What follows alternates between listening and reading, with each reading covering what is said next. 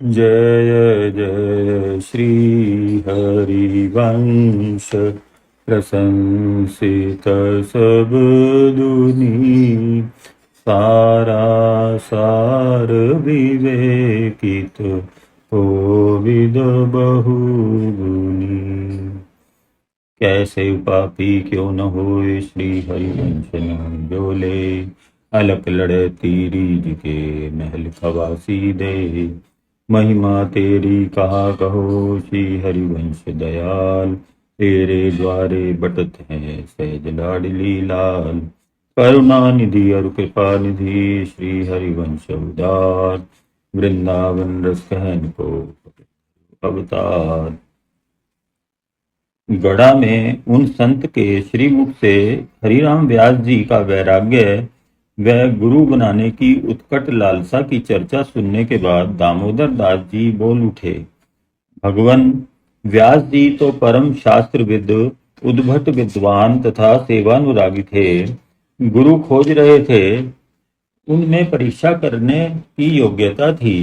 इससे उनको उनके योग्य गुरु प्राप्त हो गए। परंतु क्या किसी दीनहीन अपढ़ अज्ञानी पर भी कृपा की गुरुदेव श्री हित महाप्रभु जी ने?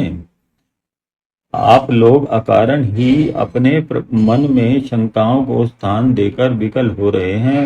ओ भाई, गुरुदेव श्री हित हरिवंश महाप्रभु जी तो ऐसे दयालु हैं कि उनसे जिसने शत्रुता की उसे भी क्षमा ही नहीं कर दिया, श्री स्वामिनी जी का सेवानुरागी भी बना दिया है।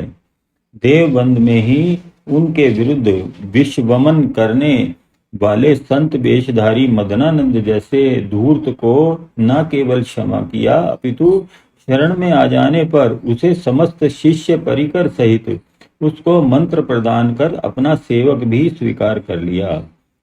उनके अनेक शिष्य श्री नवलदास जी बैरागी, श्री विठल दास जी, श्री नाहरमल जी आदि बहुधा वहां आते जाते रहते हैं। वहीं गंगा यमुना नाम की दो बहनें तो उन्हीं के आश्रय में रहकर ही श्री जी की सेवा में सहयोग करती रहती हैं। अरे महाप्रभु तो दया के सागर हैं, करुणा वर्णालय। वे तो स्वयं ही उनके शिष्य होने के पश्चात तो श्री नरवाहन जी भी इतने कृपालु हो गए हैं कि मात्र महाप्रभु जी का नाम लेने से एक जैनी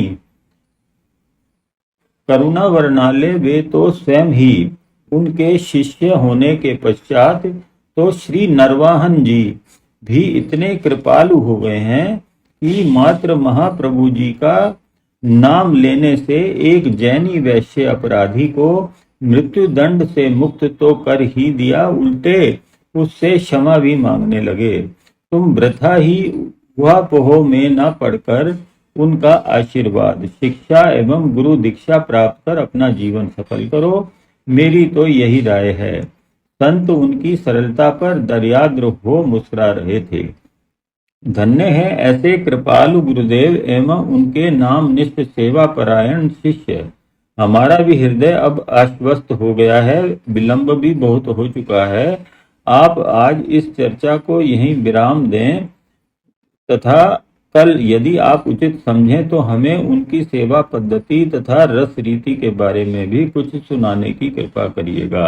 कहते हुए चरणों में प्रणाम करके दामोदर जी एवं चतुर्भुज दास जी भी संध्या कालीन सेवा के उपक्रम में लग गए। अगले दिन मध्याह्न में राजभोग आदि की नियमित सेवा से निवृत्त होने के पश्चात वही कल वाले समय पर श्री चतुर्भुज दास जी एवं दामोदर जी संत के समीप सत्संग के लिए समुपस्थित हुए। तो यह देखकर वे चकित हतप्रभ रह गए कि संत विश्राम कर चुकने के पश्चात अपने संत साथियों के साथ गढ़ा के से आगे चलने के लिए अपना लोटा सोटा लंगोटा संभाल रहे हैं। इन्होंने संत का उपक्रम देखकर उनके चरण पकड़ लिए, प्रार्थना की, भगवान हमसे सेवा में अवश्य ही कोई त्रुटि हो गई है जिसके कारण आप यहाँ से प्रस्थान की योजना बना रहे हैं।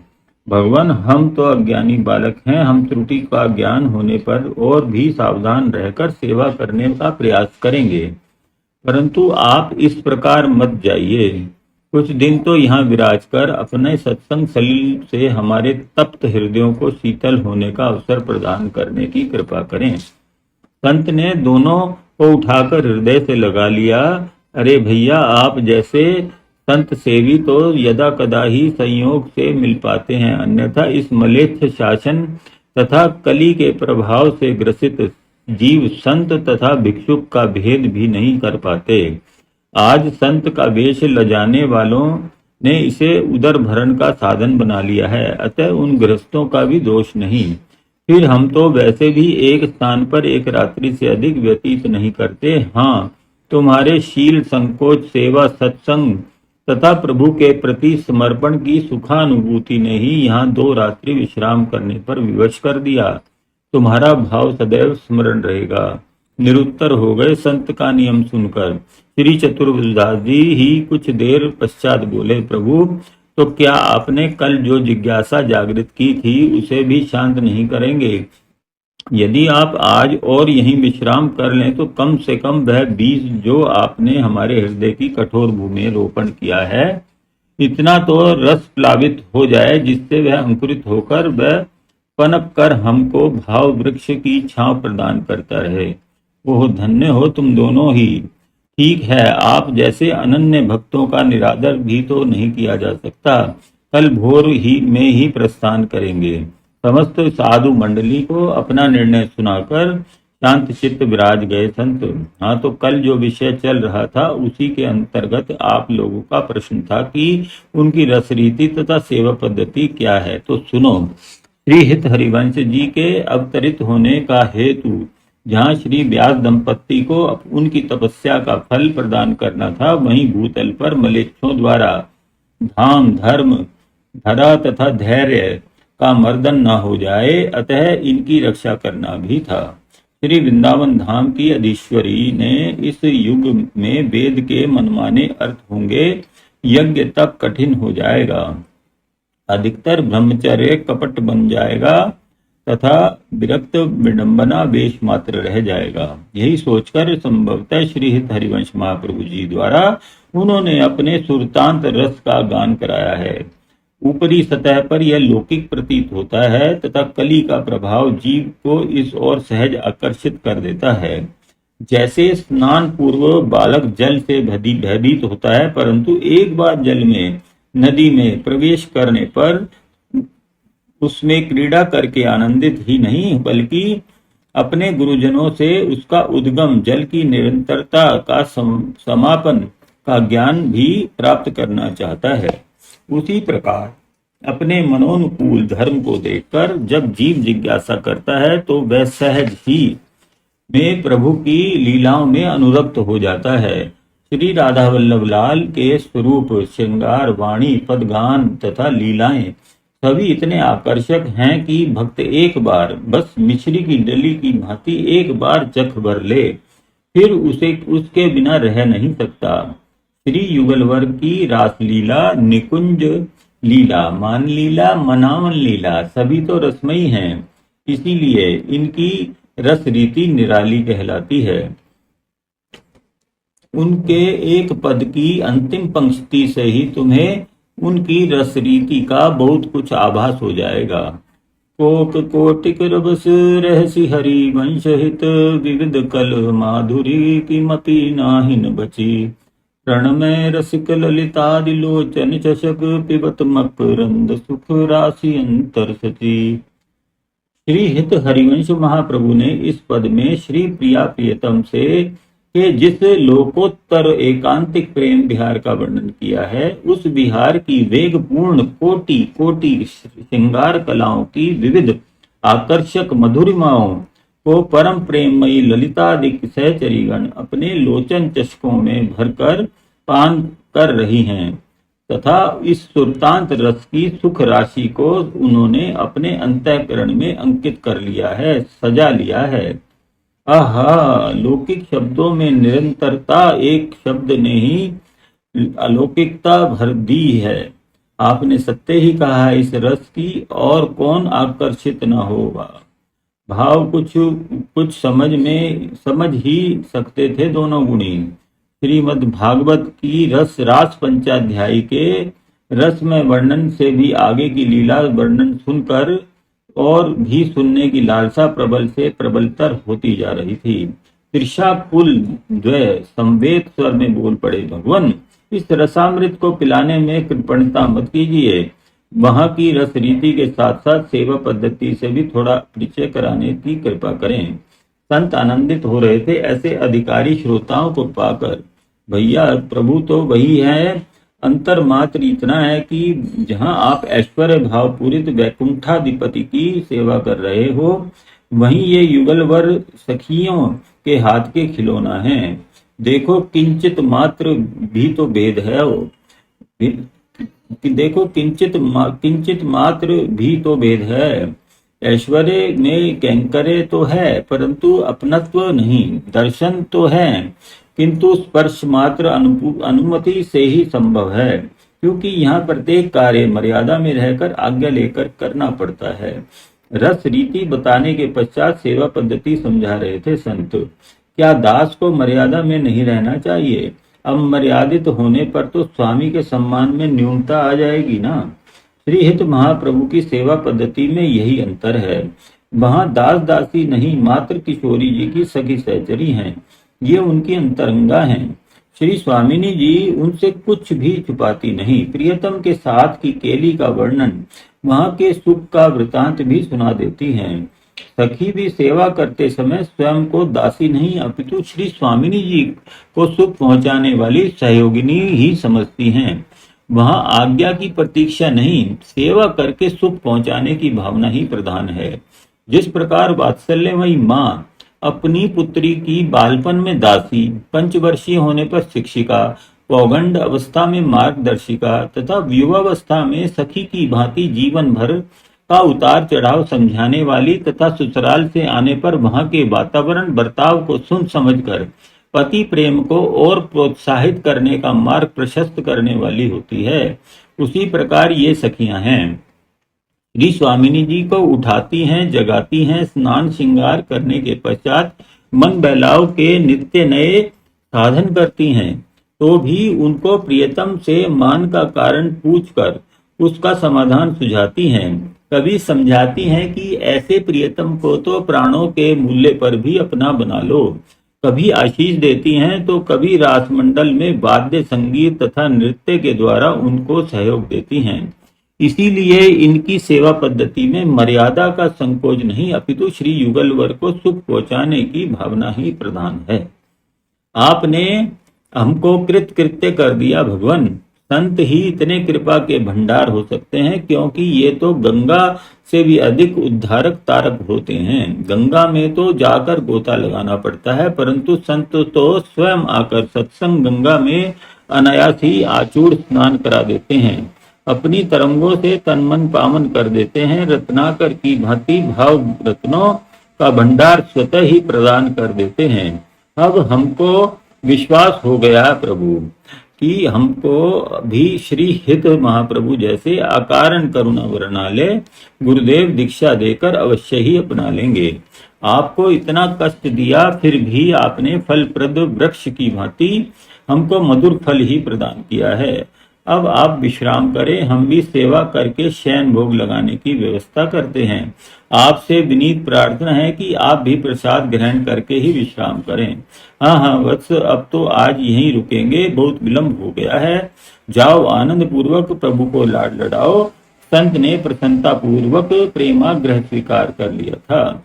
दूसरे दिन प्रातः ही स्नान ध्यान से निवृत्त साधु मंडली मंगला दर्शन तथा मंगल भोग लेकर चल पड़ी अग्रिम यात्रा के लिए। दोनों बंधु कृतज्ञता ज्ञापन करते हुए प्रणत थे संत के चरणों में। मथुरा के विद्वत समाज में आजकल चर्चित व्यक्तित्व था बंग देशीय गैरिक वस्त्रधारी वह साधु, जिसके विषय में कहा जाता था कि वह काशी से शास्त्रार्थ करके विजय पत्र प्राप्त करता हुआ आया है। अब वह यहाँ भी शास्त्रार्थ करना चाहता है। ऐसे दिग्विजयी पंडित से पराजित होकर अपयश का भागी कौन बने, यही चर्चा का प्रमुख विषय था। सर्वसम्मति से अंततः यही तय किया गया कि साधु से शास्त्रार्थ करने के स्थान पर उसे अपने यहाँ के भक्ति मार्ग का दिग्दर्शन कराया जाए।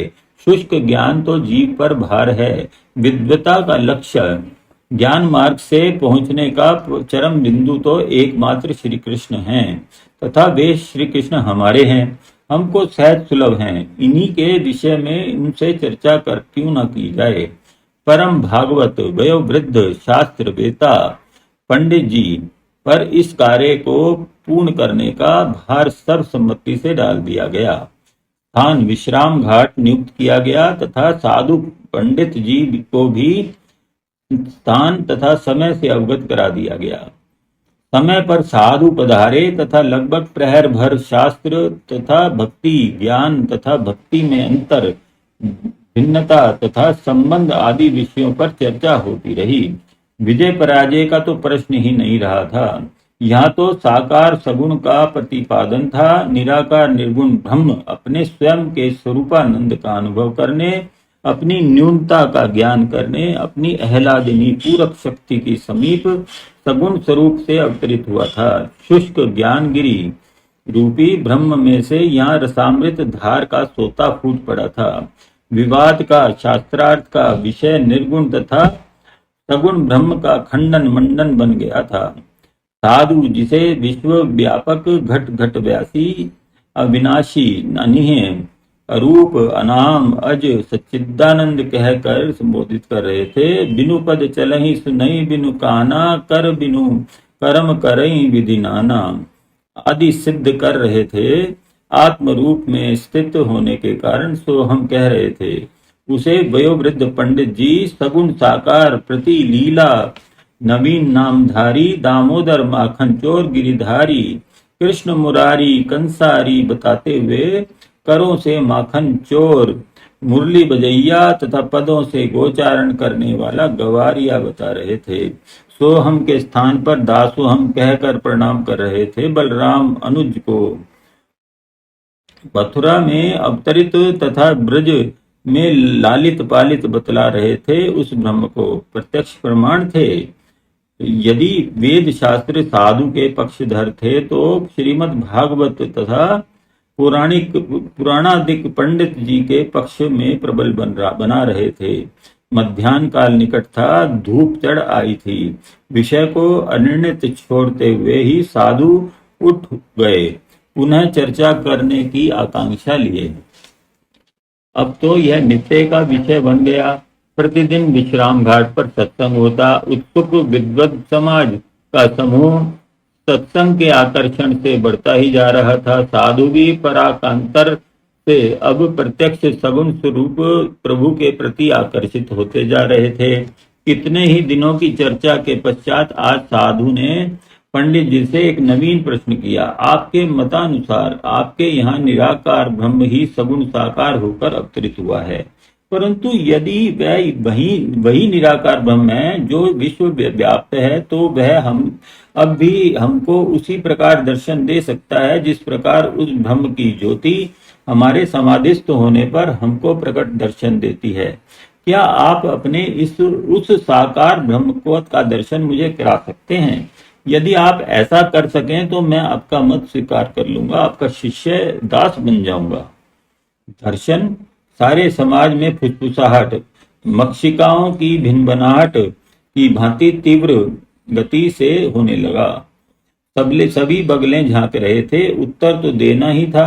पंडित जी ने उत्तर दिया, उनके दर्शन तो उनकी भक्ति करके ही पाए जा सकते हैं। वे तो भक्ति के ही अधीन हैं और कोई बलात् उनके दर्शन नहीं कर सकता।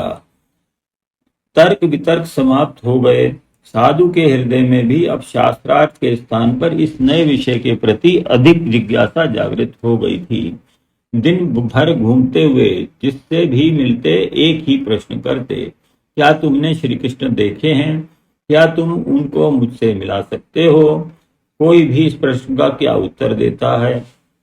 सभी जानते थे वे बहुत विद्वान हैं, इनका प्रश्न कोई परम भागवत भक्त ही हल कर सकता है। अतः वे चुपचाप साधु को प्रणाम करते, नकारात्मक मस्तक हिलाते तथा चले जाते। अनजानते में ही साधु को श्री कृष्ण दर्शन लालसा लग गई थी।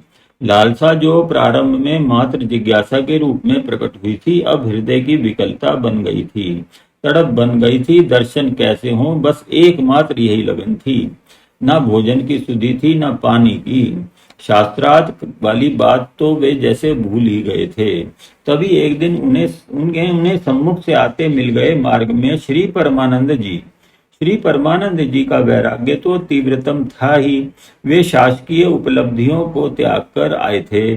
भजन के साथ साथ प्रतिदिन गुरुदेव श्री हित महाप्रभु के तथा श्री राधा वल्लभ लाल के दर्शन करने के पश्चात ब्रज भ्रमण करना, परिक्रमा करना, संतप्त जीवों को सांत्वना प्रदान करना तथा श्री हिताचार्य के चरणाश्रित करना, यही उनके प्रमुख कार्य थे। एक संत को सम्मुख देख साधु महाराज ने जब उनसे श्री कृष्ण दर्शन करने की लालसा व्यक्त की, तो परमानंद जी ने उनको दर्शन मिलेंगे का आश्वासन सहज में ही दे दिया। साधु स्तब्ध रह गए उनकी इस सहज स्वीकृति पर। परमानंद जी उनके साथ एक विशाल वट वृक्ष की शीतल छाया में बैठ गए।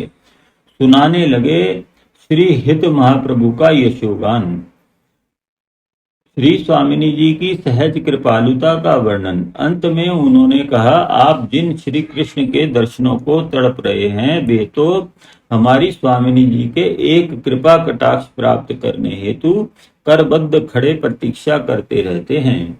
आवश्यकता है केवल श्री स्वामिनी जी के कृपा पात्र बनने की, उनसे प्रार्थना करने की, फिर श्री कृष्ण दर्शन तो सहज ही सुलभ हो जाएंगे। श्री स्वामिनी जी कहाँ मिलेंगी, वे किस प्रकार कृपा करेंगी? शास्त्रार्थ शूर दिग्विजयी परम विद्वान संत शिरोमणि निर्गुण ब्रह्म विचारक तो मानो कोई अन्य ही था। यह तो किसी बालक की भांति प्रश्न कर रहे थे, जैसे शिशु माँ से जिज्ञासा कर रहा हो, माँ यह तो शुष्क काष्ठ है, अग्नि के दर्शन कैसे होंगे, कहाँ होंगे? परमानंद जी उनके शास्त्राभिमान विगलित विस्मृत इस शिशु हृदय की सरल सहज निश्चल जिज्ञासा को सुनकर मुग्ध हो गए। श्री स्वामिनी जी का पता बता दिया। वे रास रासेश्वरी प्रतिदिन ही मानसरोवर पर क्रीड़ा करती हैं। इच्छा होती है तो वहीं रास भी करती हैं। श्री नाहरमल जी को भी वहीं उनके दर्शन प्राप्त हुए थे। वैशाख की पूर्णिमा आ रही है, हो सकता है पूर्ण चंद्र की ज्योत्सना में श्री स्वामिनी जी की रुचि रास करने की हो जाए तथा आपको सहज में ही दर्शन प्राप्त हो जाएं। आप मानसरोवर पर निवास करके दर्शनों की प्रतीक्षा करें। ये नाहरमल कौन है तथा इनको श्री किशोरी जी के दर्शनों का सौभाग्य कैसे प्राप्त हुआ? यदि आपको कष्ट न हो तो इस प्रसंग को विस्तार पूर्वक सुनाकर मेरी जिज्ञासा शांत करने की कृपा करें। संत ने सविनीत स्वर में अपनी तीव्र लालसा प्रकट की। अवश्य अवश्य, आप जैसे ज्ञानवान जिज्ञासु के तो श्रवण करने योग्य घटना है। अवश्य ही सुनिए ध्यान पूर्वक, कहकर श्री परमानंद जी कथा श्रवण कराने लगे। श्री नाहरमल जी देवभट्ट के निवासी तथा श्री हित हरिवंश महाप्रभु के शिष्य हैं। राजकीय सेवक होने के कारण श्री आचार्य चरण के श्री धाम वृंदावन आ जाने के पश्चात वे जब भी अवसर प्राप्त होता अथवा अवकाश प्राप्त होता, श्री धाम आकर श्री गुरुदेव तथा इष्ट देव श्री राधा वल्लभ लाल जी के दर्शन कर नेत्रों को सफल कर जाते। एक बार जब वे श्री वृंदावन पधारे, उस समय श्री हित महाप्रभु मानसरोवर गए हुए थे। श्री हित जी का संपूर्ण रसिक परिकर मात्र इतना ही जानता था कि वे वहां जाकर अपनी एकांतिक साधना करते हैं।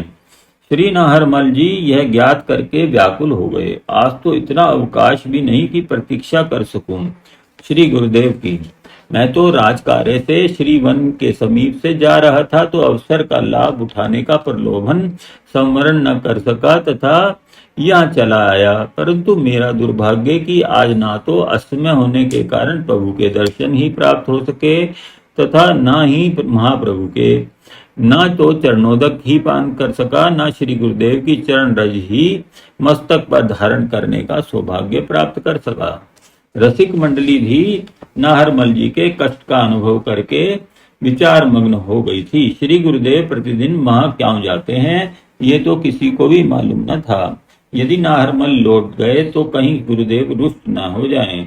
यही विचार कर वहां उपस्थित रसिकों में से किसी ने परामर्श दिया कि क्यों ना आप मानसरोवर पर ही चले जाएं। श्री गुरुदेव के दर्शन भी हो जाएंगे तथा आपका मनोरथ पूर्ण होने से आप नैराश्य गर्त में न गिरकर आनंदाकाश में विहार करते हुए अपने अल्पावकाश का सदुपयोग कर पाने की सुखानुभूति कर सकेंगे। व्याकुल नारमल को यह सम्मति पिपासा कुल को शीतल जल की प्राप्ति के समान ही प्रतीत हुई। वे शीघ्रता पूर्वक मानसरोवर की ओर चल पड़े। विचार करते जा रहे थे मन ही मन, श्री गुरुदेव यदि भजन में विराजमान होंगे तो मैं दूर से ही दर्शन तथा प्रणाम करके उनकी चरण रज लेकर चला आऊंगा। मेरा आना सर्वथा निरर्थक तो नहीं जाएगा, परंतु कहीं उनके ध्यान में विघ्न पड़ा तो क्रुद्ध भी तो हो सकते हैं। नहीं नहीं, क्रोध करना तो श्री गुरुदेव जानते ही नहीं। वे तो परम कृपालु अशरण शरण भक्त भयहारी हैं। उनकी भुवन मोहिनी वाणी तथा मुस्कुराहट तो शत्रु का हृदय भी जीत लेती है। गुहापोह में गोते लगाते नाहरमल जब मानसरोवर के निकट पहुंचे तो दूर से ही उन्होंने जो दृश्य देखा वह अकल्पनीय था। स्नान ध्यान भजन मनन साधना आदि की कल्पना करने वाले शिष्य के चरण ठिठक गए। जब नाहरमल जी ने श्री हित महाप्रभु को कुछ बालकों के साथ तीर कमान से लक्ष्य संधान की क्रीड़ा करते देखा, वे स्वयं एक सघन वृक्ष के नीचे एक शिलाखंड पर विराजमान थे तथा बालकों को टूटी टहनियों से कभी कमान तो कभी तीर बनाकर दे रहे थे। किसी को कमान पकड़ना तो किसी को कमान पर बाण चढ़ाना सिखा रहे थे, किसी को लक्ष्य भेद करना बता रहे थे। आश्चर्य सागर में गोते लगाते नाहरमल जी ने जो ही अपने चरण कुछ आगे बढ़ाए त्यों ही बालकों में से किसी की दृष्टि उन पर पड़ गई तथा वे सभी जो श्री हित जी महाराज से उस समय लक्ष्य भेद के लिए हट कर रहे थे, अपने तीर कमान छोड़कर सघन वृक्षावलियों में अंतर्ध्यान हो गए। इस अप्रत्याशित बात का कारण जानने हेतु जब श्री हिताचार्य महाप्रभु ने अपनी दृष्टि उठाई तो नाहरमल जी को आते देखकर शोक दूर हो गया। हर्षित होकर पुकारा, आओ आओ नाहरमल, कब आना हुआ। नाहरमल गुरुदेव की प्रसन्न मुद्रा तथा आह्लाद युक्त स्वर को सुनकर भयहीन दौड़कर उनके चरणों में गिर पड़े। प्रभु, मैं समीप के स्थान से होता हुआ राजकीय कार्य से जा रहा था। इतने समीप आकर भी आपके दर्शन से वंचित ना रहना मन को दुखी कर रहा था, इसीलिए मैं श्रीधाम चला आया। मदन टेकरी पर आपकी प्रतीक्षा करने में समयाभाव के कारण आपकी यहाँ उपस्थिति ज्ञात होने पर आकुलतावश मैं यहीं चला आया। आपकी क्रीड़ा में कहते कहते क्रीड़ा के साथियों को इंगित करने के स्थान के लिए जब नाहरमल जी ने दृष्टि इधर उधर घुमाई तो वहां किसी को न पाकर समुत्सुक स्वर में श्री गुरुदेव से पूछने लगे, प्रभु, अभी अभी जो बालक आपके साथ क्रीड़ा करके मनोविनोद कर रहे थे वे सब कहाँ चले गए? वे इस सघन मन में कहीं खो न जाएं। श्री हित महाप्रभु मुस्कुरा उठे नाहरमल जी की इस ममत्व भरी चिंता पर। तुम व्यर्थ ही चिंतित हो रहे हो नाहर, यह वन तो उनका अपना निवास स्थान है, वे इसमें खो नहीं सकते। फिर भी यदि तुमको इतनी चिंता हो रही है तो लो, मैं उन्हें बुलाए लेता हूँ। कहते हुए श्री गुरुदेव ने पुकारा, अरे सखाओं, आप छिप क्यों गए? आ जाओ, ये बहुत चिंतित हैं आपके दर्शन से। एक बार दर्शन देकर इनको भी कृतार्थ करो ना, इनकी चिंता मिटा दो। गुरुदेव की रहस्यमयी वाणी को नाहरमल भला क्या समझ पाते। वे तो अपने मन ही मन विचार कर रहे थे, मुझे यहाँ आना ही नहीं चाहिए था। मदन टेकरी पर ही गुरुदेव की प्रतीक्षा करनी चाहिए थी। यहाँ आकर मैंने उनकी क्रीड़ा में विक्षेप करके उचित नहीं किया। मुझे श्री गुरुदेव के दर्शन हो गए, अब क्षमा मांगकर मुझे लौट चलना चाहिए। तभी बालकों का स्वर, लाओ हित जी, हमारी कमान तो यहीं रह गई, हम लक्ष्य भेद करके दिखा चुके, अब आप भी लक्ष्य भेद करके दिखाइए। सुनकर उन्होंने विचार सागर में से बाहर निकलकर जब अपना मस्तक ऊपर की ओर उठाया तो सभी बालकों को पुनः उपस्थित देखकर हर्षित हो गए। वे अपने प्रस्थान की बात विस्मरण कर एक टक उन बालकों को निहार रहे थे। बालक श्री हरिवंश जी के साथ पूर्ववत ही क्रीडारत हो गए थे। उनको मानो नाहरमल जी की उपस्थिति का कोई भान ही नहीं था। थोड़ी देर खेलने के पश्चात एक बालक ने श्री गुरुदेव का हाथ पकड़ हटकी, आओ, अब तो बहुत भागदौड़ कर चुके, बाण खोजने के बहाने तन क्लांत हो गया है, अतः श्री यमुना जी में स्नान करेंगे। बालकों ने श्री हित महाप्रभु के उत्तर की अपेक्षा न करके उनका हाथ अपने करार बिंदों में आबद्ध किए हुए ही श्री यमुना जी में छलांग लगा दी। इतने अल्प वयस्क बालक श्री यमुना दह में कूद गए तो न जाने किस आकर्षण से कुछ घबराहट सी होने लगी नाहरमल जी को। वे निर्निमेष देख रहे थे, उसी स्थान को उनके पद विजड़ित हो गए थे। तभी उनके नेत्रों को संभ्रम हुआ अथवा वास्तविकता थी। श्री यमुना जी के जल में से जैसे प्रिया प्रियतम अपनी सखियों के साथ किलोल करते दृष्टिगोचर हुए, परंतु पलक झपकते ही वे पुनः जल में डुबकी लगा गए। तभी श्री गुरुदेव का मस्तक जल से ऊपर उभरा। उन्हें देखते ही नाहरमल जी ने उनका ध्यानाकर्षण हेतु बलपूर्वक पुकार कर कहा, गुरुदेव गुरुदेव, आपके साथ के बालक कहाँ हैं? वे सब श्री यमुना जी में गोता लगाने के पश्चात अभी तक जल के ऊपर ही नहीं आए हैं। आप उन्हें शीघ्र ही खोजने की कृपा करें, कहीं वे सब जल में वाक्य पूरा नहीं कर सके। नाहरमल बालकों के डूब जाने की आशंका से ही उनका मुख विवर्ण हो गया, कंठ अवरुद्ध हो गया। बालकों की प्रति अज्ञात आकर्षण ने के कारण नाहरमल जी की विकलता को अनुभव करके मुस्कुराते हुए श्री हित महाप्रभु जी जल से बाहर निकल आए। अंग पोषण करते हुए करुणा में ममतामयी वाणी से पूछने लगे, नाहरमल, क्या तुम अभी तक कुछ नहीं समझे? क्या तुमने कुछ भी अनुभव नहीं किया? क्या किसी नवीनता का दर्शन नहीं किया? श्री गुरुदेव के प्रश्नों से नाहरमल चकरा गए। उनकी चिंता से चिंतित होने के स्थान पर श्री गुरुदेव उनसे प्रश्न कर रहे हैं, वो भी ऐसी निश्चिंतता पूर्वक सोचते हुए उत्तर दिया, प्रभु, मुझे तो आपकी क्रीड़ा के अतिरिक्त उन बालकों का आपके साथ गोता लगा जाने के पश्चात बस एक निमेष भर के लिए ऐसा भ्रम हुआ था कि यमुना जी में श्री प्रिया प्रियतम अष्टसखियों के साथ जल क्रीड़ा कर रहे हो। दूसरे पल ही वे सब अंतर्ध्यान हो गए। जल में इसके अतिरिक्त और कोई अनुभूति मुझे तो हुई नहीं। परंतु गुरुदेव, वे बालक अभी तक यमुना जी में से निकले नहीं। बस आज तो तुम्हारा सौभाग्य उदय हो गया है। तुम्हारे लिए तो आज परम उपलब्धि का दिवस है, जिसे पाने के लिए योगी समाधि लगाते हैं तथा भक्त जन दिन रात व्रत जप करते रहते हैं। वे स्वयं ही तुम्हारी गुरु दर्शन की लालसा से ऐसे रीझ गए कि स्वतः ही तुमको दर्शन देने के लिए आतुर हो गए। उन्होंने तुम्हें प्रथम बालकों की क्रीड़ा के रूप में दूर से ही दर्शन दिए। तुम नहीं पहचान सके तो पुनः मेरे सखा के रूप में कुछ देर तक तुम्हारे नेत्रों के सम्मुख ही उपस्थित रहे तथा तुम जब तब भी उन्हें पहचान न सके तो तीसरी बार प्रत्यक्ष सखियों सहित श्री यमुना जी में दर्शन देकर तुमको कृतार्थ कर गए।